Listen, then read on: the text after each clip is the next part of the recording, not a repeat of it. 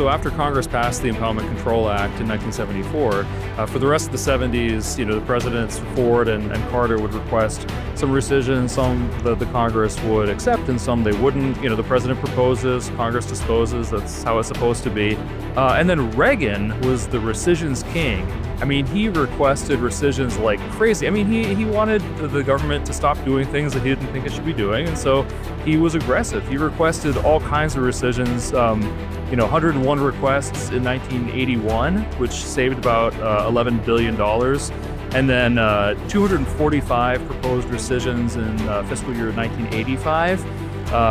And then President George H.W. Bush requested a bunch of them as well. And that was actually the first time in 1992 where the specified processes in the Impoundment Control Act were actually kind of used. Congress subbed in some of its own rescissions, but also sort of more or less used the process in the Senate. Americans are capable of achieving extraordinary things when they have the freedom and opportunity to do so. This is American Potential. Hey everyone, welcome to the American Potential Podcast. I'm your host, David Fromm. Be honest, how excited do you get when you hear that Congress is cutting federal spending? Probably not very, unless you're a nerd like some of us. Out of all the things in the world to get excited about, spending cuts are not exactly thrilling, but they do have a real impact. You might have heard about a recent $9.4 billion rescission package that Congress passed. What it did was pull funding from a bunch of programs like the U.S. Agency for International Development, or USAID, and the Corporation for Public Broadcasting. So here's a question. If the money was already approved, how can they take it back?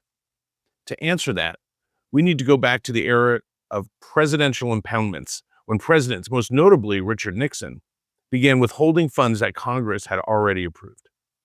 That power struggle between the White House and Capitol Hill led to the Impoundment Control Act of 1974, a law that changed how budget politics work in Washington. Today, we'll break down what rescissions are, how they work, and what other rescission packages could be coming. I want to welcome back to the podcast our guest, Kurt Couchman, who is a senior policy fellow for Americans for Prosperity. Kurt, welcome back. Hey, David. Thanks for having me on. Well, we're excited for this topic, man.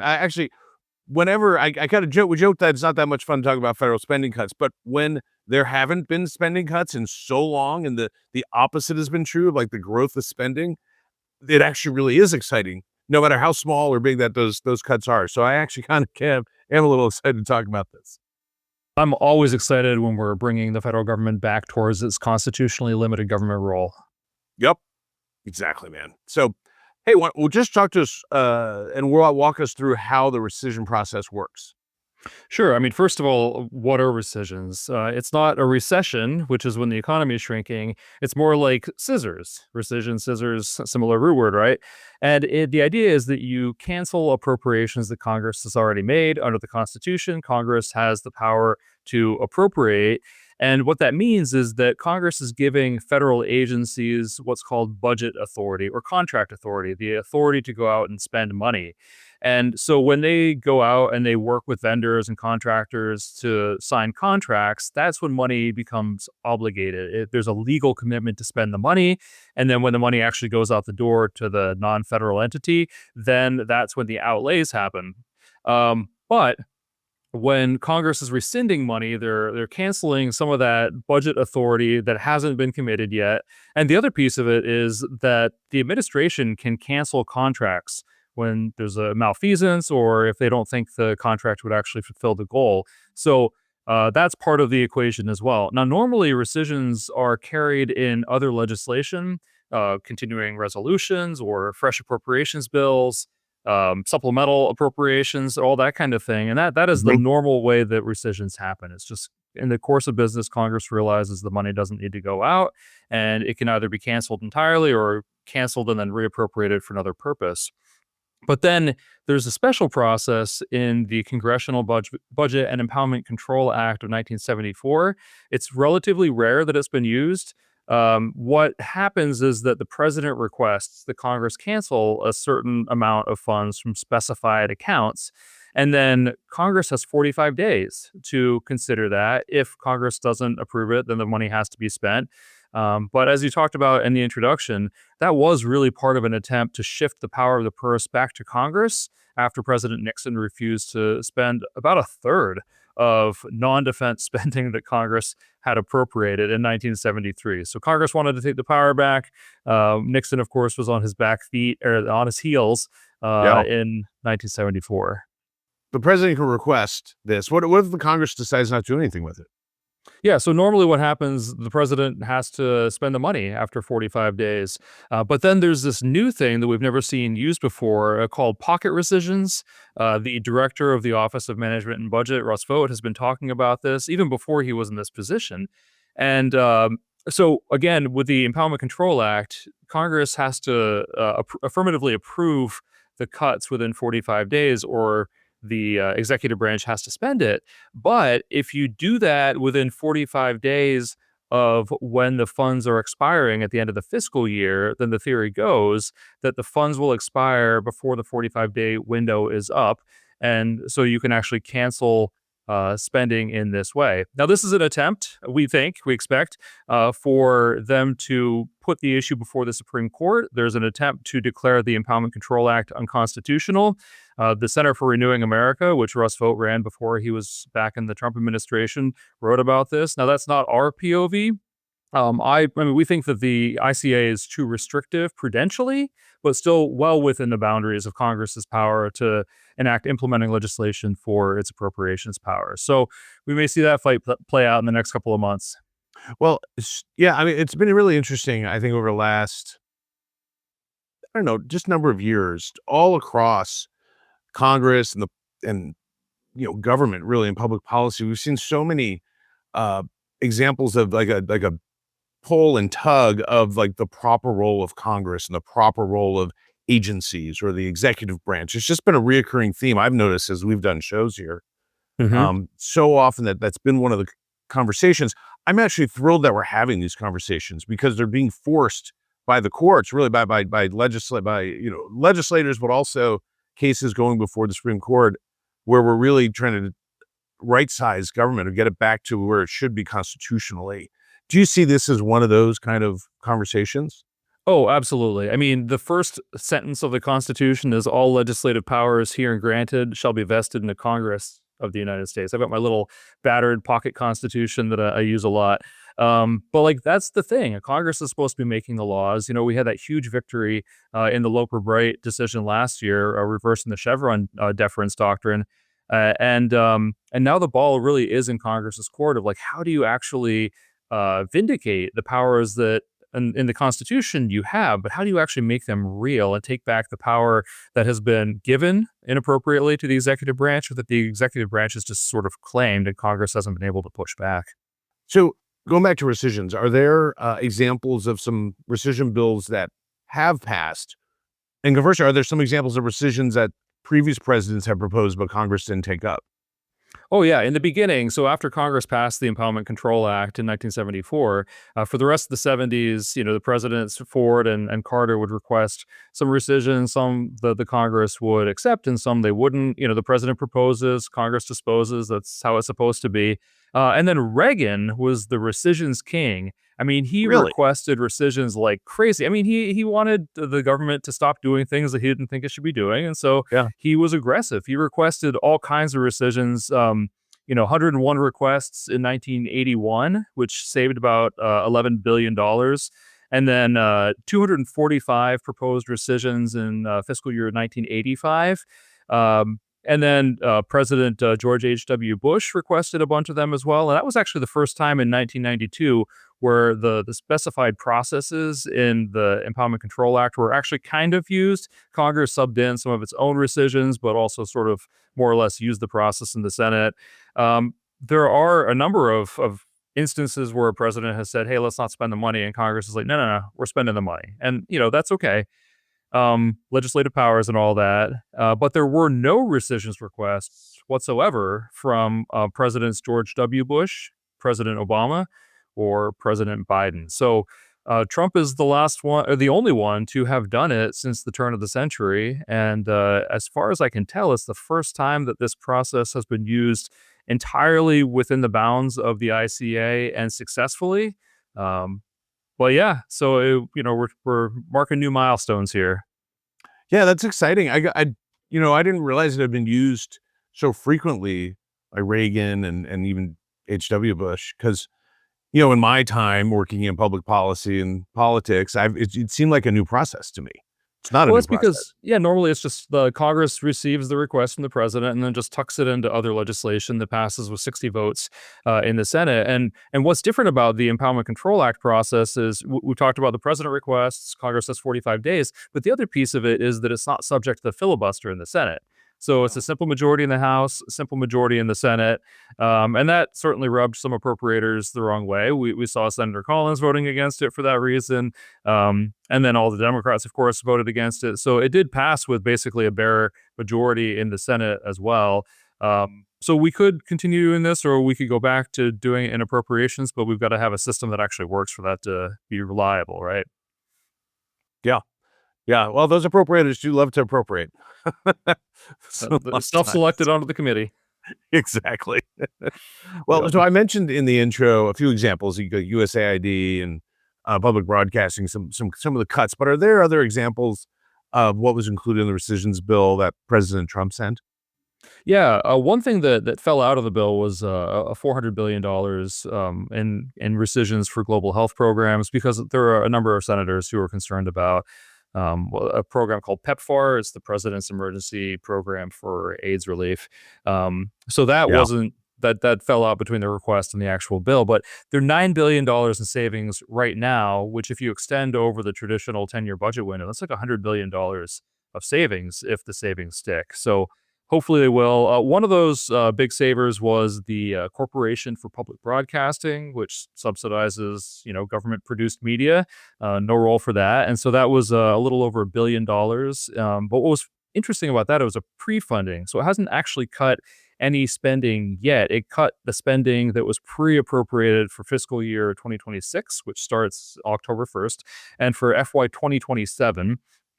There was duplicative stuff. There was an account in there, multilateral assistance, funds appropriated to the president, international organizations and programs. So totally wiped out the budget authority for this, $437 million rescinded.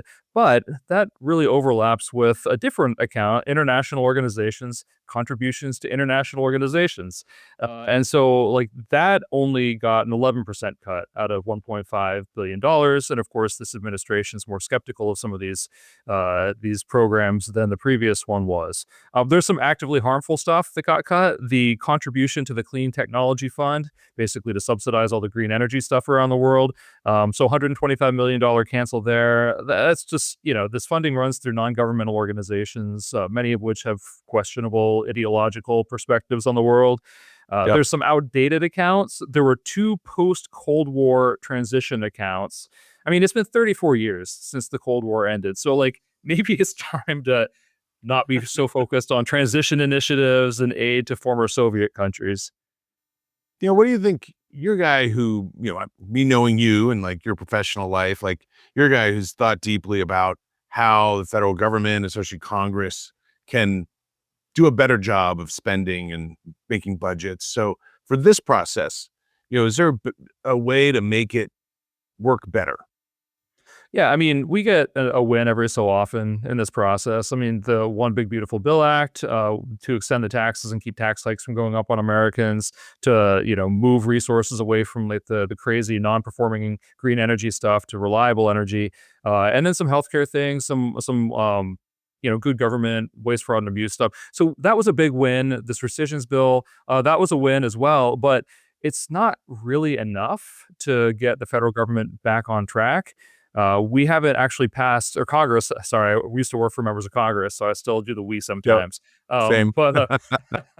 But Congress hasn't actually passed all of the appropriations bills by the start of the new fiscal year since 1996. For fiscal year 1997, they're usually 5 minutes late on average, and but that's only a quarter of spending. and none of the revenue in the appropriations bill. So Congress really does need a new regular order that works. There's great legislation that Blake Moore from Utah, a member of the House, has put forward called the Comprehensive Congressional Budget Act. Mm-hmm. And that would put the appropriations bills in the proper context, which is with all of the rest of the spending and with all of the revenue, including spending through the tax code, so that members of Congress can see the whole picture and say, hey, can we do better than this? And the truth is, yes. I mean, appropriations are fairly well picked over, at least for the coalition that typically supports them, which does lean more towards the Democrats right now. But we've got massive amounts of waste in healthcare entitlement programs, in the tax code. And so that can all be cleaned up for both a leaner, more efficient government, but also for deficit reduction and spending reduction and control in the debt. So we do need that. And then, I mentioned before that the Impoundment Control Act maybe goes a little too far in terms of its prudential, because it really does require the administration to spend virtually all of the funds that Congress has appropriated, which is not something that most states do. There's a handful that are kind of along those lines, but most of them say explicitly, like, if you don't need it, send it back to the general fund or maybe let it roll over a little bit. Depends on the state. But if we had a federal budget process where Congress could really drive policy, then they might be a little more comfortable with sort of the give and take, that they could allow the agencies to not spend all the dollars. But also, like, if it made sense to rescind money, then you'd have a more timely opportunity to take that money back, maybe use it for other purposes, maybe not spend it at all, depending on what Congress wants to do. But they need to have a process that works before that's going to be something that they can do. So, bottom line, the good news here is that Congress is cutting federal spending. Absolutely. And I know that we would love to see a lot more. Well, let me ask you a different question. Are there other areas that you see rescission packages coming forward to deal with? Yeah, I mean, Russ Vogt, the director of OMB, has talked about how there are more rescissions requests that they'd like to send along. We mentioned the pocket rescissions before. We're expecting that sometime toward the end of August or September, within that 45-day window before the end of the fiscal year, there'll be additional rescissions requests. And if Congress does not act on those, and it's kind of tough to imagine that happening. The appropriators are getting increasingly antsy about not getting their bills done, and that sort of trickles down to a bunch of other things. Then, yeah, we could see a big constitutional clash. I won't call it a crisis. It's more of a clash, the separation of powers and vindicating them and all of that. So we could see more rescissions requests kind of leading into that sort of thing. And, we would support 90-something% of the spending cuts that would be coming over from OMB, maybe 100% even. It's just that Congress, under our Constitution, has the power to appropriate, to deappropriate, to do revenue, maybe even to do tariff policy. I don't know, throwing that out there. Well, look, I think the bottom line, as I started to say before, is the federal government's trying to cut spending and is actually cutting spending. Hopefully, I know that we'd love to see a lot more. So that's exciting that maybe this is the beginning of the process. So just maybe at the end of the day, why is cutting these funds helpful to the American taxpayer? Yeah, a lot of the spending is at least wasteful. And so you're talking about taking money either from current taxpayers or from future generations to spend on stuff that isn't worth doing. Like, who would do that? That just doesn't make sense.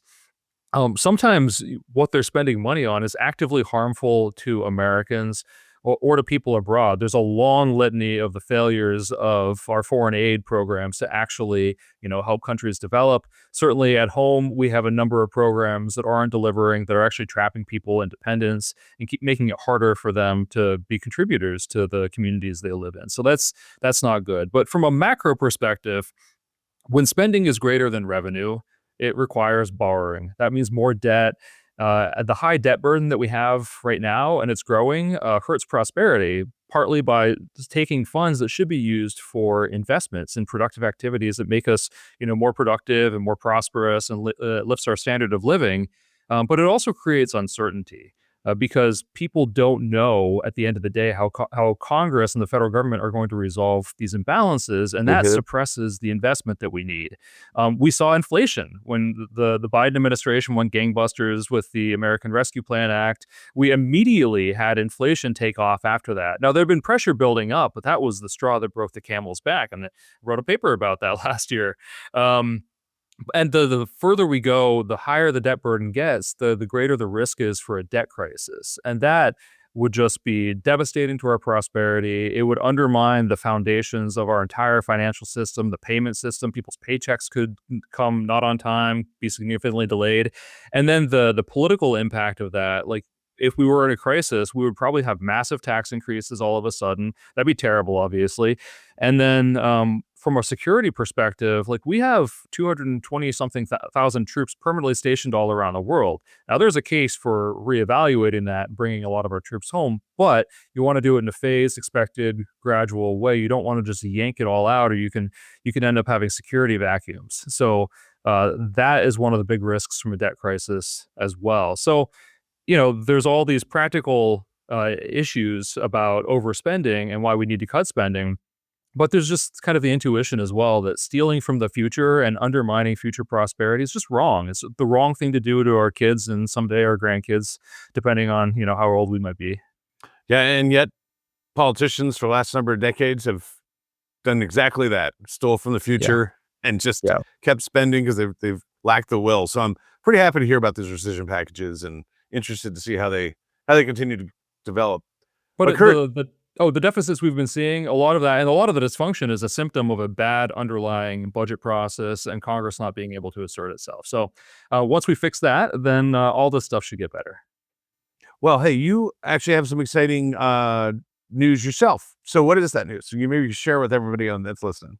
Sure, yeah, happy to share. So I have a book about getting the federal government's budget back on track. It's mostly framed around a balanced budget amendment to the Constitution, why we need one, why prior efforts have fallen short, how it could actually succeed next time, and the statutory pieces needed to make it all work. The book is called Fiscal Democracy in America: How a Balanced Budget Amendment Can Restore Sound Governance. And so the ebook is already available. The print version should be out later this month, and just really excited to be able to put that out in the world.